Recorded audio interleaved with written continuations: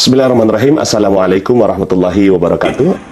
Orang tua saya itu ada uang beli properti, ada uang beli tanah, ada uang beli tanah. Akhirnya memang terinternalisasi di saya. Cuma memang ya, bayaran bayaran rumah nunggak, bayaran sekolah nunggak 7 bulan, PLN nunggak 3 bulan, gitu ya. Karena memang pokoknya ke properti, gitu ya. Pokoknya ke properti. Karena properti itu aset yang tidak liquid. Ya. Properti itu tidak liquid. Nah, kita bisa liquidkan itu dengan teori-teori sekarang. Kalau orang tua saya konservatif, dia hanya beli sekarang, kemudian harganya akan naik. Dulu orang tua saya beli sebuah tanah 45 juta, sekarang sudah 3M harganya. 45 juta jadi 3M. Ya, tadi dalam waktu 13 tahun. Ya. Jadi konservatif. Ya. Memang sengsara hidupnya. Tapi di akhir orang tua saya ya sekarang sudah cash flow-nya tuh 20 juta per bulan ya, dari kos-kosan ya. Jadi emang saya dapat dari orang tua juga konservatif.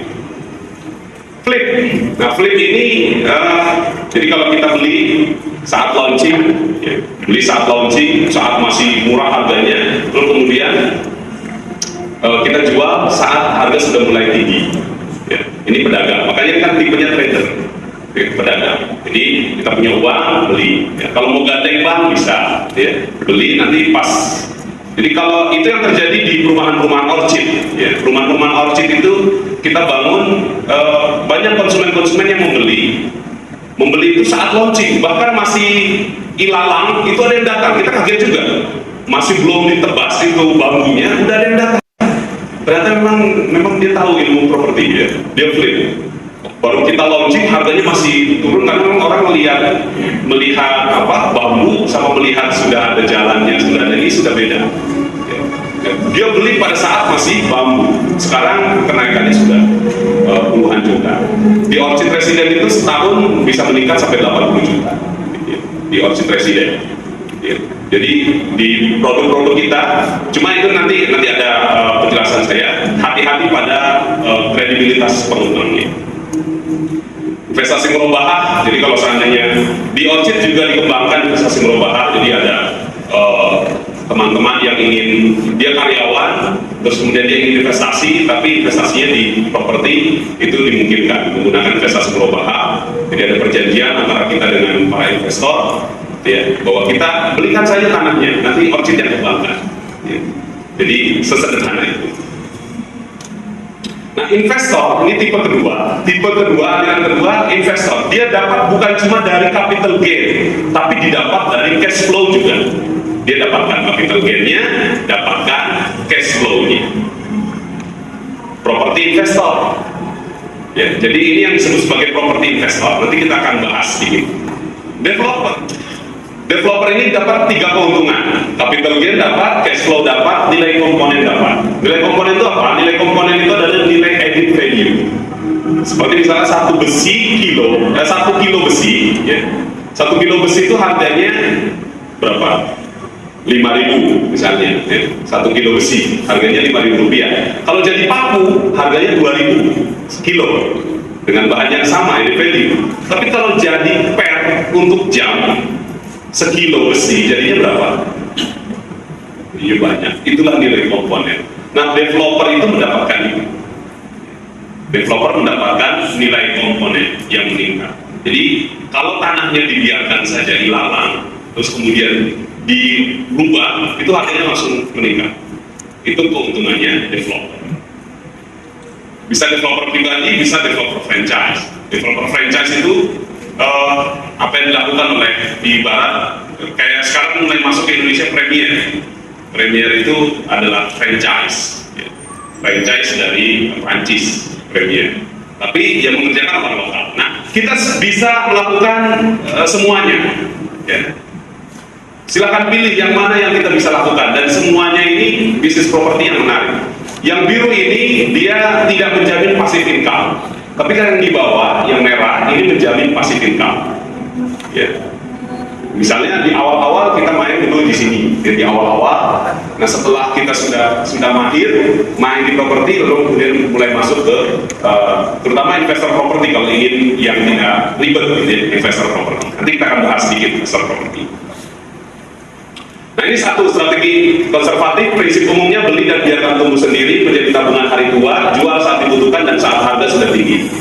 Ya, ini strategi konservatif.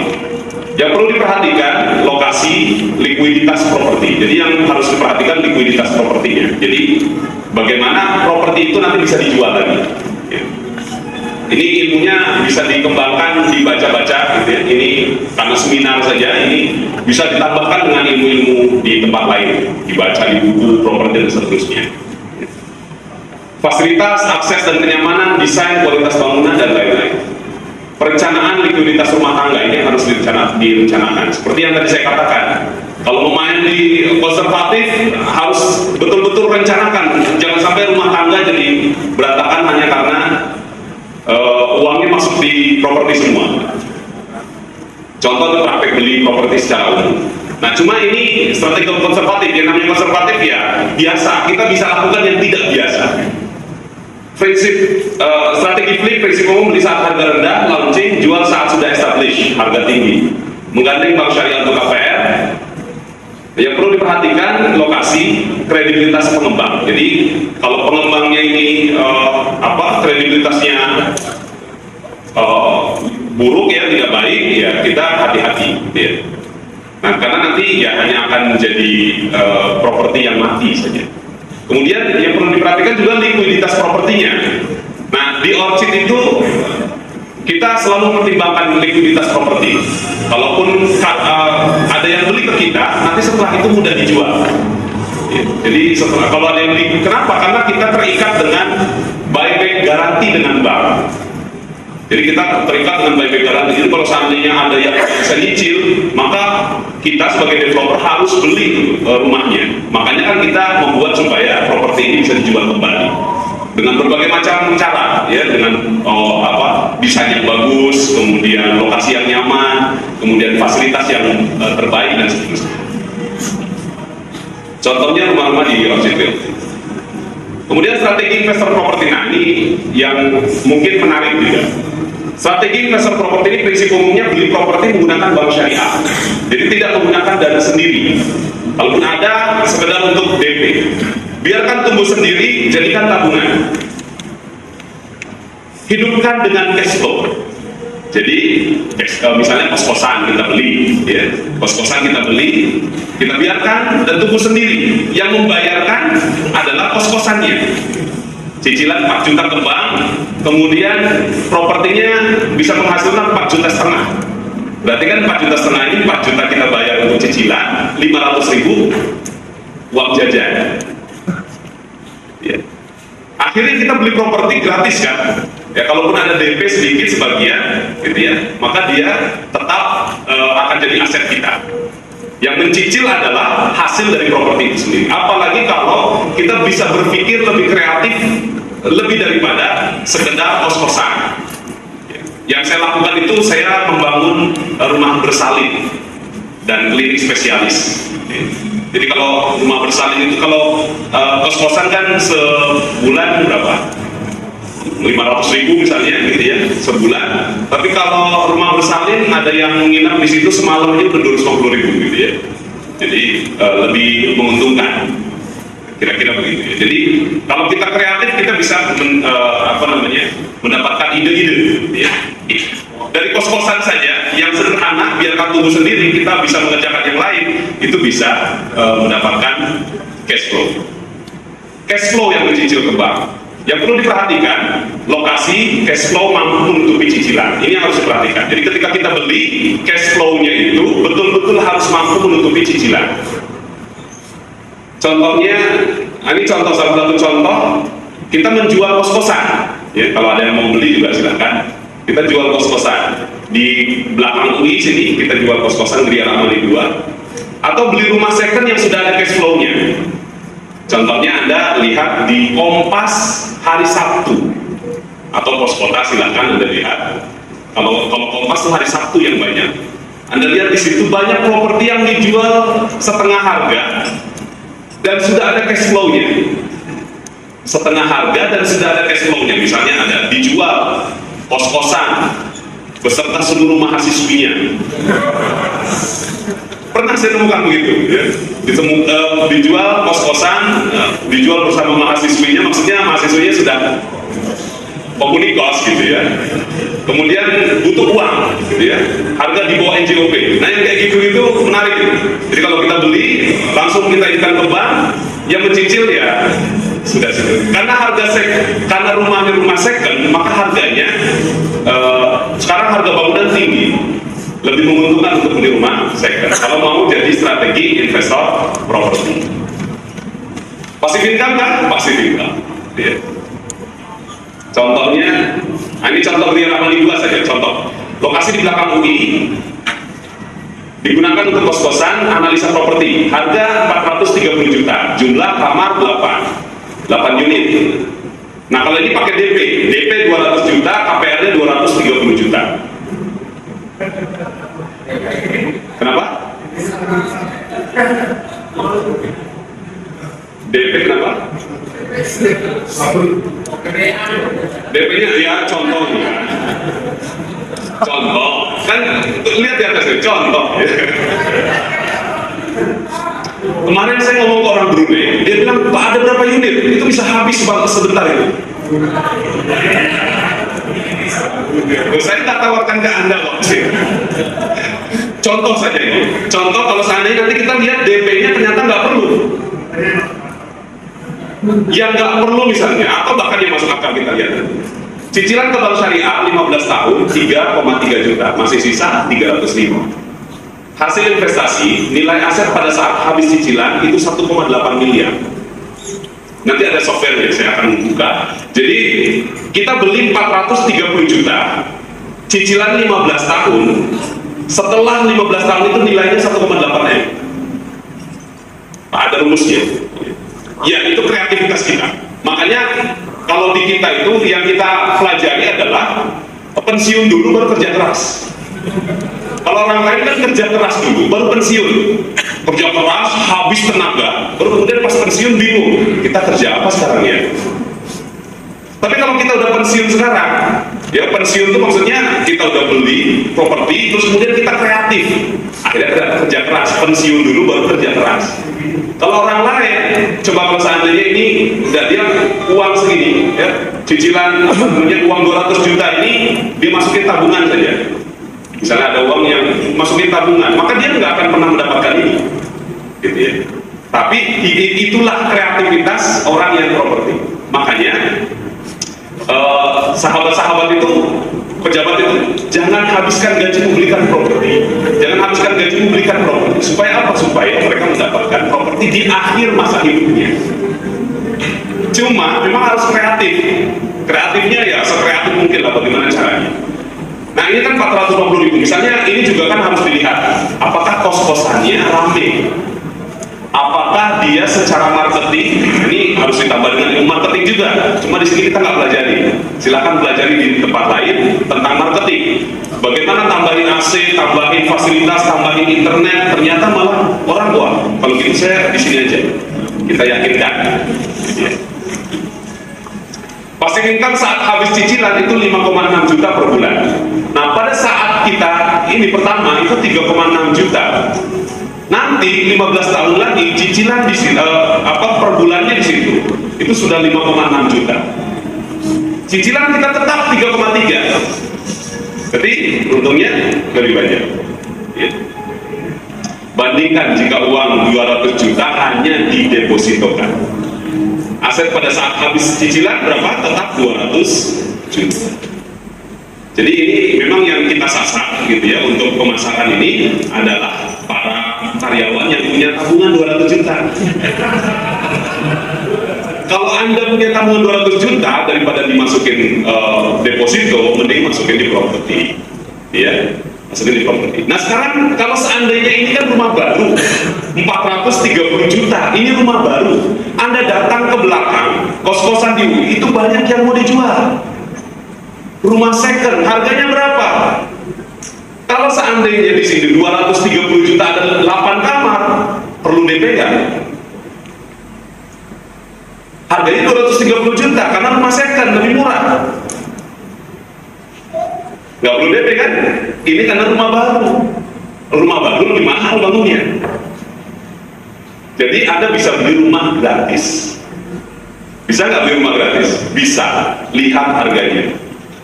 Kalau harganya 230 juta, ada 8 kamar, ambil. Tapi lihat lokasinya di mana. Kalau 450.000 semalam, gitu ya. Ini biasanya yang sebulan. Tadi saya bilang semalam. Karena saya lagi mikirin mitra itu per kamar 800.000. Luar biasa mereka pasti timbang. Ya. Ini ide properti. Ya. Jadi mereka sudah sampai sana, orang-orang teman-teman kita di Chinese itu, ya. Teman-teman kita, orang-orang Cina itu, mereka udah berpikir sampai sana. Mereka bikin rumah sakit, satu kamarnya 800.000 semalam. Kali 30 berapa? Emas itu untuk mempertahankan kekayaan, tapi bukan untuk meningkatkan kekayaan. Emas pada zaman Umar, ya, kambing pada zaman Umar, kalau pakai dinar sama sekarang.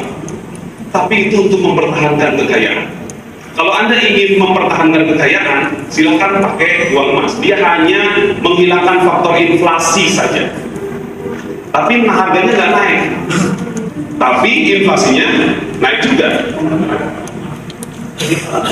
Impas.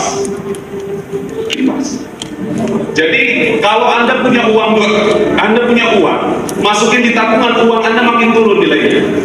Tapi kalau punya uang, tapi dibelikan emas, uang harinya tetap. Tapi kalau dibelikan properti begini, yang dipilih yang mana? Silakan, Bu. Iya.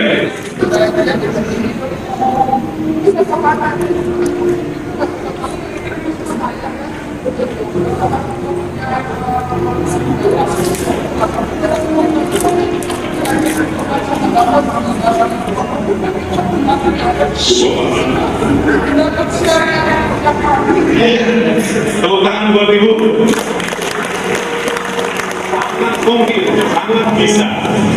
Kita setelah ini, kalau yang ingin ikut menjadi jaringan kita, ikut pelatihan, kita akan latih menjadi developer.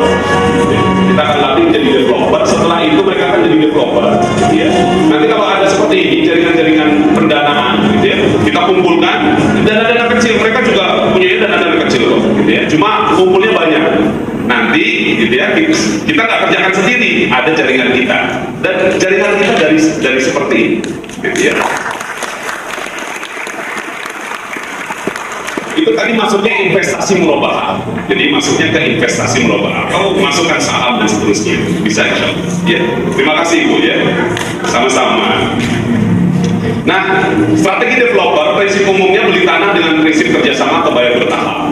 Ini kuncinya developer. Developer kalau belinya cash berarti bukan developer namanya. Ya. Berarti belum tipe developer. Kalau kerjasama, ya kerjasama bayar bertahap. Di sana tadi ada bapak yang mau bekerja sama, ya kita kerjasama. Jadi inilah sinergi, ya. Sinergi. Tapi kalau dibeli langsung begitu nggak tertutup.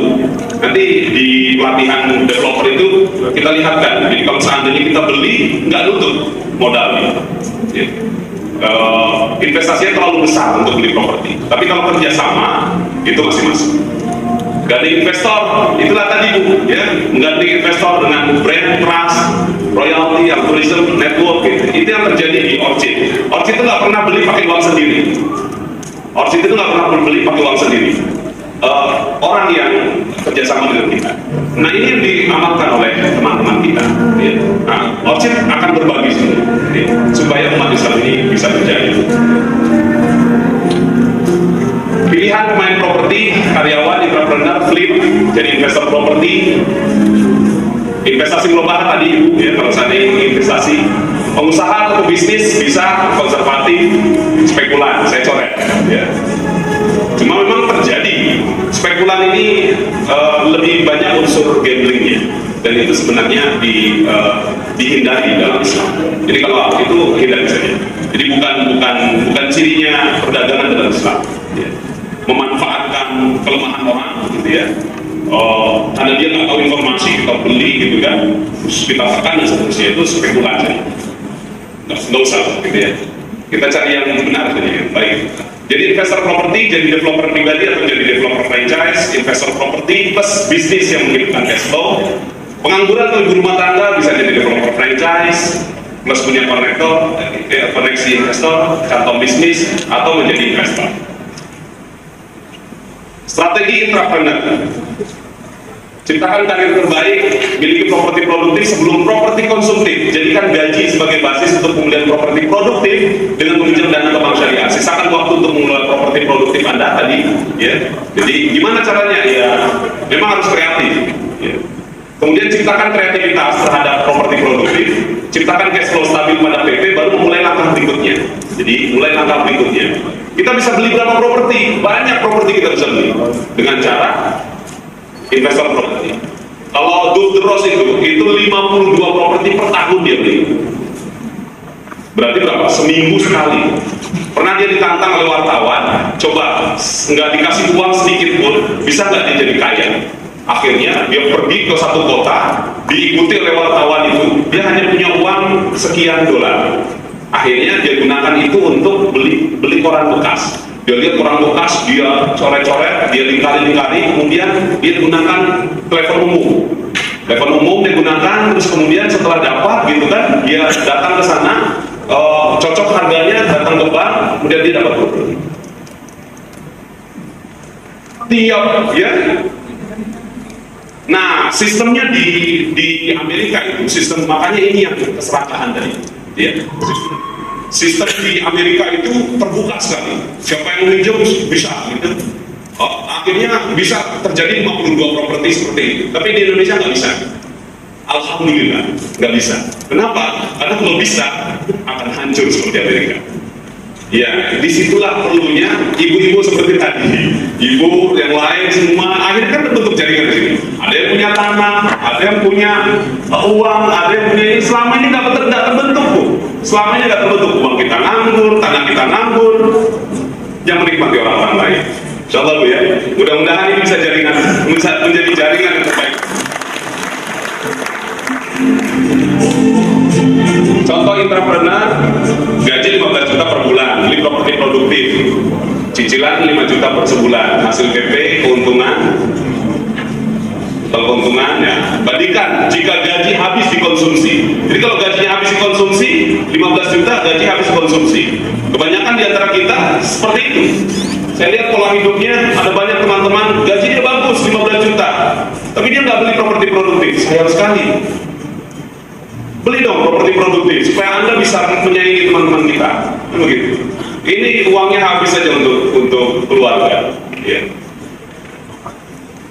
Kalau entrepreneur, ciptakan usaha terbaik dengan Bitran, ya, jadikan usaha itu bankable. Ini bankable. Dulu saya selalu diingatkan sama orang tua, jangan ke bank, jangan ke bank, jangan ke bank.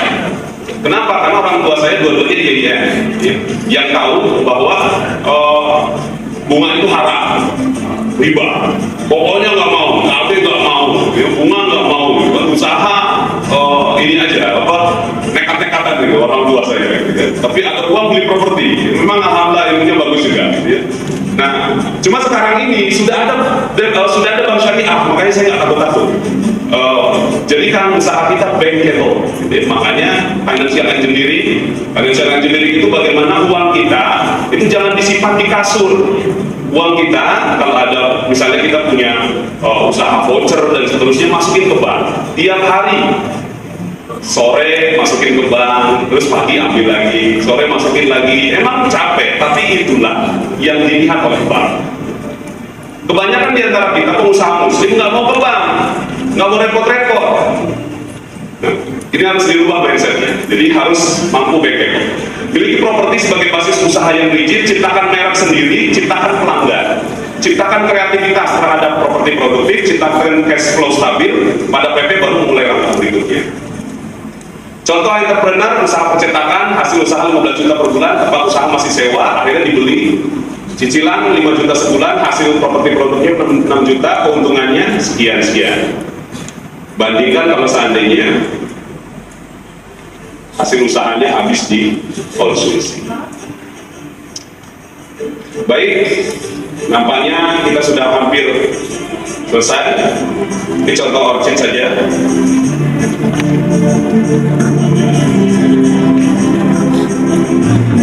Ada tanah mau dijual, kemudian dan seterusnya itu bisa dibaca. Kemudian objek sebagai basis Bitran, ya, untuk bankable. Kemudian saya gunakan sebagai basis pinjaman ke bank. Saya beli properti seharga 3M, dijual 1,6M. Nah ini yang saya katakan, ada properti-properti yang dijual setengah harga. Jadi propertinya seharga 3M, saya lihat ini kalau dihitung-hitung harganya 3M, gitu ya. Kemudian dia sudah mau jualnya 1,6 karena memang besar. Kemudian sudah lama tidak dijual, tidak laku. Akhirnya 1,6. Tadinya awalnya saya nggak mau beli karena saya pikir buat apa, gitu. Tapi ya sudah, akhirnya saya beli juga. Bank Appraise dan cair dana 1,84. Loh kok cairnya 1,84? Karena bank itu dia melihat propertinya juga. Ya, selain pengajuan kita. Jadi nanti kalau saatnya kita ketemu AO bank itu, gitu ya, mereka ya lihat price-nya saja, gitu ya. Di Appraise 3M. Anda mau pinjam berapa? Ya 1,84 lah, gitu ya. Ya sudah, langsung di approve karena memang sesuai dengan gaji. 240 juta saya gunakan untuk renovasi surat-surat, gitu ya. Akhirnya bisa. Saya bayar 1M dulu, 600 juta 3 bulan kemudian. Nah, yang cair dari bank itu saya tawar-tawar sama ini orangnya karena memang lagi butuh, gitu ya. Cuma bukan memanfaatkan yang antar rodin, sama-sama itu. Pak, ini kan saya minggu bulan depan saya harus bayar langsung cicilan ke bank 28 juta. Saya pakai dulu ya, saya putar dulu di usaha, gitu ya. Ya udah silakan 600 juta pakai. Akhirnya saya dapat modal. Cicilan ke bank 28 juta, penghasilan saya 3 kalinya. Cash flow saat beli 11 juta. Perkiraan cash flow dibuat klinik dan rumah sakit bersalin 40 juta, masih untung 12 juta. Jadi saya belinya gratis, dapat uang pula. Terus setiap bulan saya dapat cash flow. Keuntungannya, ya, capital gain-nya berapa? 300 juta atau 25 juta per bulan. Jadi keuntungannya itu yang luar biasa, ya. Nah, bisa kan beli properti gratis ini, ya. Akhirnya kita bisa punya ide, ya. Kita bisa punya ide. Nah ini rumah yang saya beli. Ini juga rumah saya beli setelah hemat-hemat gitu, hemat-hemat. Kemudian saya beli. Nah ini juga saya belinya murah. Kemudian saya jaminkan ke bank, gitu ya. Jaminkan ke bank untuk usaha dan seterusnya saya putar. Jadi nggak ada properti yang nganggur, tidak ada properti yang nganggur. Rumah juga akhirnya diputar terus untuk usaha. Ini kantor saya beli juga. Ini yang klinik bersalin tadi, ya ada 20 kamar, terus kemudian bisa buat yang lain-lain. Ini rumah pertama yang saya buat sebagai developer di Orchid Realty yang tadi masuk di Metro. Baik, kita berikan tepuk tangan untuk kita semua. Kalau ada yang ingin ditanyakan, silakan. Waktu kita 15 menit lagi. Silakan. Pertama-tama terima kasih atas waktu yang diberikan. Saya ingin menanyakan ini Mas. Yang karena jadi masalah bagi kita adalah pembiayaan. Dalam artian, taruhlah saya ingin jadi investor properti, saya ingin membeli taruhlah aset seharga 500 juta. Oke, pertama, kalau rumah itu rumah second, yang saya ketahui kalau pembiayaan dari bank yang jadi masalah bagi saya ada dua. Pertama, untuk biasanya kan plafon bank ada sekitar 70-80% dari nilai operasional dia.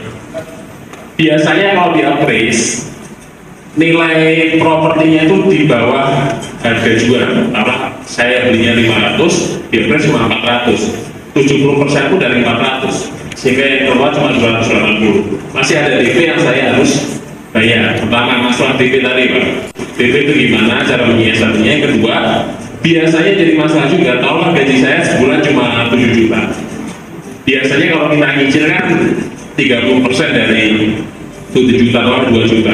Padahal kalau nilai dengan nilai properti setinggi itu, angsuran saya nggak mencapai, nggak mengcover, sehingga kemudian bank tidak bisa meloloskan kreditnya. Ya kira-kira gimana? Terima kasih. Baik. Ya, pertama tentang appraisal. Appraisal itu salah satu cara yang saya pakai itu adalah sedikit memoles apa yang ada di lapangan, gitu ya. Itu salah satu yang bisa dilakukan. Misalnya tambahin chat, gitu ya. Bu, ini ada orang bank yang mau melihat ya, supaya kelihatan bagus, saya chat sedikit ya. Kalau misalnya kita punya keyakinan bahwa properti itu akan kita beli, gitu ya. Kita chat, ya, malah dia senang kan di chat gitu. Tapi jangan sampai akhirnya dia nggak jadi jual kan. Udah bagus propertinya gitu. Harus dijaga lah gitu ya. Itu masalah negosiasi. Jadi supaya pas dia price memang bagus lokasinya gitu ya, rumahnya bagus dan seterusnya. Sebelumnya juga kita harus pastikan bahwa memang properti yang kita pilih itu memang sesuai dengan data-data kita gitu ya. Jadi tadi masalah kita gaji cuma 7 juta, terus kemudian ada properti harga 500 juta ya. Kalau memang kalau di itu suami istri bisa gabung ya. Salah satu caranya suami istri bisa gabung, misalnya hasilkan suami tambahkan suami istri baru kemudian bagi 3 per bulan, dan itu memang nggak bisa ditawar gitu ya. Di bank itu ya seperti itu, dan kita bersyukur karena ada peraturan begitu. Kalau nggak ada, hancur kita ya. Kalau nggak ada ya seperti di Amerika gitu ya, nggak dilihat penghasilannya gitu ya, dia main ini aja gitu ya. Jadi seperti itu. Jadi dilihat yang sesuai dengan kemampuan kita, kemudian ya dipoles yang terbaik gitu ya. Kemudian gunakan 5 bank sekaligus. Ya, ajukan ke 5 bank gitu ya, supaya nanti kita bisa pilih yang mana yang terbaik harganya, price yang terbaik gitu ya. Kemudian kita pilih yang terbaik di antara yang kelima itu. Jadi saya biasanya tidak pernah mengajukan hanya ke 1 bank, tapi ke beberapa bank. Nah, insya Allah kalau bank sekarang beda dengan bank dulu. Bank dulu itu kan nunggu, kalau sekarang enggak. AO-nya tuh kreatif gitu ya. Banyak yang muda lagi gitu ya. Kalau saya sarankan ke bank syariah, gitu ya. Kalau saya ke bank syariah, ya mudah-mudahan ini kan seperti ini akhirnya terbentuk jaringan. Ada yang punya uang, ada yang punya tanah, gitu ya. Insya Allah, gitu ya. Mudah-mudahan kita lihat nanti tim kita akan turun ke lapangan, lihat, gitu ya. Kemudian kita punya toolsnya, checklistnya, apakah ini bagus, gitu kan. Kemudian kita buat cash flow-nya. Nanti kita akan undang, gitu ya. Mungkin forum investasi, gitu ya. Jadi forum investasi kita undang, ini ada tanah bagus ya. Menurut kita dari objek kita sudah lihat ini bagus semua, memenuhi kriteria. Terus kemudian ayo kita mau sumbang berapa, ini hitung-hitungannya gitu ya. Hitung-hitungannya terbuka, kita bisa lihat gitu, ini kerjasamanya dengan bank-bank ini dan seterusnya. Nanti kita, teman-teman yang mau jadi developer silakan, ini udah banyak calon investor di sini gitu ya. Jadi silakan kalau ingin bergabung dengan objek, nanti kita buat jaringan ya. Buat jaringan para developer yang bisa mengerjakan proyek-proyek. Syaratnya tadi plus 6 kalau minus 3 nggak usah kerja sama objek ya. Karena ngeri ya. Harus plus 6 iya betul insya Allah ya.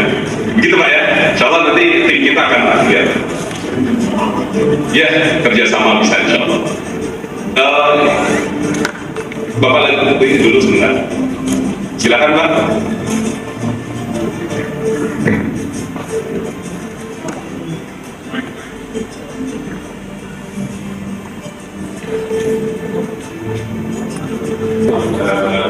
Saya akhiri mungkin menangkapnya satu dan satu pertanyaan.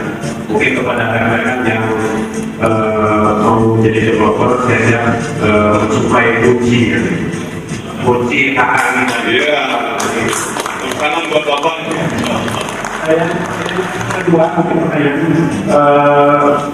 sebagai pemula, kita kalau Bapak kan boleh dibilang akan koleksi hotel ya. Boleh dibilang orang yang belum melaksanakan dan sudah ditodongkan. Untuk pemula-pemula itu lebih aman itu untuk membeli properti second ataukah kita perlu melakukan dan bekerja sama kita dilakukan. Waalaikumsalam. Jadi pengalaman itu manfaat nggak Pak? Manfaat ya. Nggak punya pengalaman manfaat nggak? Manfaat juga ya. Karena nggak punya pengalaman jadinya nekat kan. Nekat jadi berani, punya pengalaman malah maju mundur gitu ya. Jadi bisa jadi ketika kita ingin belum punya pengalaman pengalaman tapi punya ilmu, bismillah, berani, mudah-mudahan Allah kasih jalan dan seterusnya, jalan aja gitu ya. Jadi yang bisa memilih adalah diri kita sendiri ya. Yang bisa memilih adalah diri kita sendiri. Saya hanya membantu dengan ilmu-ilmu umumnya. Nanti kita yang lihat sendiri, evaluasi apakah kira-kira saya berani masuk di sini atau tidak. Karena kalau saya bilang Anda baiknya gitu ya, itu kan baik menurut saya belum tentu baik menurut Anda. Atau bahkan sebaliknya, buruk menurut saya belum tentu buruk menurut Anda. Kalau saya katakan kalau saya, Anda langsung mulai dong, go gitu. Kalau Anda ini langsung kerjasama dong, kanan gitu kan. Tapi bisa jadi belum tentu baik untuk Anda. Gitu ya. Kalau seandainya saya bilang yang pemula, yang bagusnya Anda mulai gitu ya, dari beli rumah second dulu. Ternyata Anda orangnya progresif, nggak pas juga kan gitu ya. Jadi kira-kira begitu. Yang bisa menentukan hanya Anda sendiri. Yang penting semuanya manfaat, punya pengalaman manfaat, tidak punya pengalaman nekat manfaat juga. Silakan dulu. Assalamualaikum warahmatullahi wabarakatuh. Waalaikumsalam. Terima kasih Pak Nasir untuk kesempatan tadi untuk bertanya. Menyambung pembicaraan kita tadi siang ini masalah rumah saya tadi Pak. Itu kan saya berencana rumah saya itu saya bagi dua untuk saya jual. Tapi maksud saya dibagi dua itu saya menjual tanah. Kalau saya menjual tanah pasti dengan harga umum di situ Pak ya. Tapi kalau saya bangun pasti akan harganya lebih tinggi gitu Pak ya. Saya hanya ingin tanya ini karena selama ini saya kalau membangun rumah terus terang saya sakit hati Pak. Karena kalau saya dengan developer dengan pemborong itu saya pernah dibully gitu loh Pak. Jadi saya susah juga menilai orang. Beberapa kali saya kerja sama selalu saya dikibulin tuh Pak. Belum mulai baru gambar aja sudah dikibulin. Jadi saya susah gitu. Karena saya harus bagaimana gitu Pak. Padahal saya ingin sekali tanah saya itu mau saya jual separuh, atau saya bangun saya dapat untung juga walaupun apakah saya harus bekerja sama dengan seorang pemborong atau bagaimana itu. Terima kasih Pak. Ya, terima kasih Ibu. Jadi ini para pemborong yang sudah plus 6 silahkan menghubungi Ibu ya.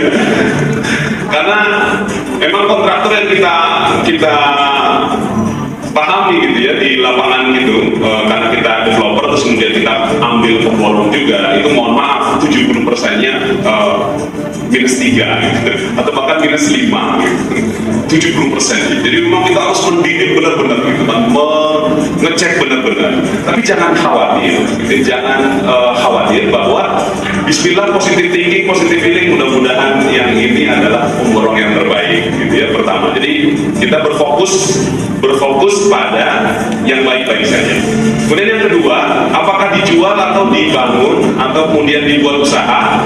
Saya sarankan jangan, kalau masih bisa diusahakan sendiri. Properti itu sebisa mungkin dimiliki. Properti sudah dimiliki jangan dijual. Itu rumus properti. Sudah dimiliki jangan dijual. Kalau saya profesinya memang jualan properti, ya. Tapi di setiap rumah itu saya sisakan 1-2 unit itu untuk saya pegang, gitu ya. Karena memang itu biar jadi tabungan, gitu ya. Jadi keuntungan saya itu ada di properti, gitu. Properti perumahan ini ada 1, perumahan ini ada 1, gitu ya. Nah, kalau untuk kita beli properti, usahakan sebisa mungkin kalau nggak ada apa-apa jangan dijual, gitu ya. Kecuali kalau tadi Bapak, ya saya sudah menikmati hasilnya, tahun 70 beli, sekarang sudah ini saya mau jual, ya silakan, gitu ya. Tapi kalau seandainya masih bisa, gitu ya, kemudian ada anak keluarga kita, warisan terbaik adalah properti, warisan terbaik, gitu ya. Uang bisa segera hilang, tapi warisan terbaik untuk anak dan keluarga itu adalah properti. Jadi saya sarankan sebisa mungkin kreativitas kita upayakan supaya properti kita ini bisa dihidup, gitu ya. Entah bagaimana caranya, saya hanya menggunakan ibu-ibu umum saja, gitu ya. Nanti ibu yang bisa menentukan sendiri, gitu ya. Terakhir sekali lagi, karena waktu kita sudah sore, gitu ya, kita mau sholat asar juga. Ibu lagi sekali atau Bapak yang kedua ya, ini 1-2, silakan. Terima kasih atas perhatiannya. Maaf Pak, ini mungkin pertanyaannya di luar properti dan agak nakal. Agak nakal. Oh, nakal. Saya trauma sekali ini menjadi murid Anda dan saya juga menghargai betul Anda ya. Jadi saya ingin sekali tahu masalah apa yang terbesar waktu lampau ya? Masalah apa yang terbesar bagi Anda sehingga itu mampu menjadi pelajaran terbesar buat Anda? Itu yang masalah lampau. Dan yang kedua, sekarang saat ini masalah Anda, apa masalah yang terbesar bagi Anda saat ini sehingga kedua masalah tersebut itu bisa menjadi bahan pelajaran untuk saya. Terima kasih. Ya, terima kasih banyak. Ini pertanyaan yang bagus kan? Terima kasih, kita berikan tepuk tangan untuk pertanyaan yang bagus ini. Terima kasih, saya diingatkan ada pelajaran yang berharga sekali yang akhirnya waktu itu saya bisnis gagal. Terus kemudian ada seorang guru yang mengatakan ke saya, kamu itu salah satu kunci keberhasilan kamu orang tua. Jadi yang dia rasakan gitu ya, nggak mungkin Basyiro karena ulama ya. Saya harus hati-hati terhadap Basyironya ulama. Dia katakan yang membuat kamu gagal dalam usaha itu adalah ridho orang tua. Datang orang tua kamu, ini sarannya dahsyat gitu. Cuci kakinya gitu ya, kemudian minum airnya gitu ya. Cuma kalau saya nggak siap gitu ya, saya hanya datang ke orang tua saya, nangis, kemudian minta ridhonya, minta maafnya, kemudian doakan saya akan mulai usaha yang baru. Ya. Jadi kalau mau dikatakan apa masalah terbesar, saat itu saya gagal usaha dan seterusnya, dan kemudian hikmahnya adalah saya menemukan ternyata disitulah kunci keberhasilan. Kunci keberhasilan adalah ridho orang tua. Jadi masalah saya terbesar sekarang saya tidak menemukan, karena saya tidak menemukan masalah sekarang. Ya. Karena apapun yang terjadi itu adalah nikmat. Sekarang yang saya rasakan itu, ya, memang mungkin bagi orang masalah, gitu, bagi orang, gitu, ya. Tapi bagi saya sudah tidak punya masalah sekarang. Gitu, ya. Bagi orang mungkin melihat saya, oh itu masalah. Kemarin anak saya masuk rumah sakit, gitu kan, istri saya sekarang masih di rumah sakit, kemarin juga saya di rumah sakit, gitu, kena DB, gitu, 4 orang, gitu ya, 5 orang dengan anak saya yang terima. Mungkin bagi orang lain itu, wah panas lagi diuji, gitu kan, panas lagi di ini dan seterusnya. Tapi saya lihat, ini hikmah. Saya jadi lebih cinta sama istri saya. Lebih cinta dengan anak dan seterusnya. Jadi sekarang saya tidak menunda masalah. Mudah-mudahan seterusnya, insyaAllah. Silakan terakhir ya, terakhir. Assalamualaikum. Waalaikumsalam. Saya Agus Yahya. Alhamdulillah saya bisa hadir di acara Monas dan merupakan satu dari kebanggaan bagi saya untuk menyampaikan. Saya sebenarnya juga perusahaan arsitek dan sekarang juga konstruktor tersebut karena saya juga kontraktor, dan kemarin saya membuat sebuah development. Saya di perumahan kita bangun di Abu Mas. Cuma saya ingin sedikit lagi minta ilmu dari Pak Anas. Saya baru mulai otomotif di bulan Oktober. Cuma karena saya pemain baru di developer ini, ada keinginan saya untuk mendapatkan biar bagaimana sih supaya konsumen datang ke kita jelasin terus beli seperti yang Pak Anas bisa lakukan di ceritanya dalam 1 bulan sudah habis 32 unit. Saya sekarang kerja 4 bulan dari 15 unit baru 1 unit yang dijual.